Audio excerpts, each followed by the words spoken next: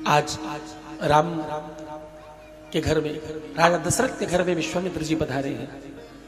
विश्वामित्र ने आते ही राजा दशरथ से कहा कि मैं कुछ मांगने आया हूं। राजन ने कहा, मैंने सबको खूब दान दिया है, खूब धर्म किया है, आपको जो भी चाहिए आप निसंकोच होकर मांग लीजिए। आप कहने में देर करेंगे, मैं देने में देरी नहीं करूंगा। आप कहकर तो देखिए। विश्वामित्र ने कहा, ध्यान रखना, रघुकुल रीत सदा चली आई, प्राण जाए पर वचन न जाए, तुम्हारा वचन कहीं टूट न जाए। हाँ, राजा दशरथ ने कहा, जो भी गुरुदेव आप कहते हो मैं जरूर करूंगा।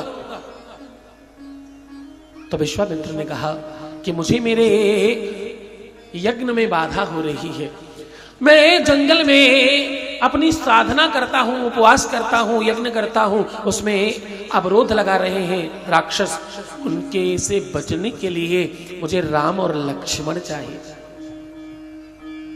राजा दशरथ ने हाथ जोड़कर कहा, गुरुदेव कृपा करो, राम देत नहीं बनत गोसाई, राम और लक्ष्मण मेरे आंखों के तारे हैं, इनके अलावा कुछ भी मांग लीजिए, मेरी अक्षोणी सेना ले जाइए, मुझ दास को लेकर चलिए, मैं पूरा जंगल समाप्त कर दूंगा, वहां कोई राक्षस नहीं बचेगा। गुरुदेव राम लक्ष्मण को क्षमा करो।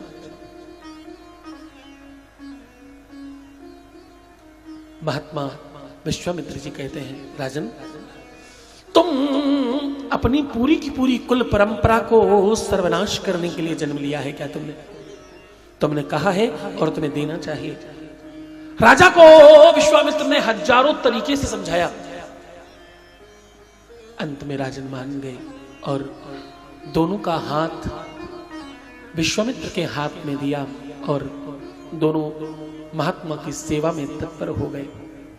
अब जरा तुम विचार करके देखो, तुम्हारे घर में कोई गुरु आए और तुमको बोले तुम्हारे सबसे प्रिय दोनों बच्चों को मुझे दे दीजिए, जरा सोच कर देखो। हाँ, तन मन धन सब तेरा, क्या लागे मेरा, और अंत में कटी फटी सब तेरी, सिक्के भी तेरे। हाँ, जरा तुम विचार करके देखो, राजा दशरथ के घर में राम नहीं पैदा होंगे तो क्या हमारे तुम्हारे घर में पैदा होंगे? भाव तो देखो, संतों का आदर सम्मान तो देखो, गुरुओं के प्रति निष्ठा तो देखो। आजकल के भगत बाप रे बाप, मौका मिले तो गुरु जी की बुराई करने भी ना चूके, गुरु जी को भी लपेट दें। हाँ,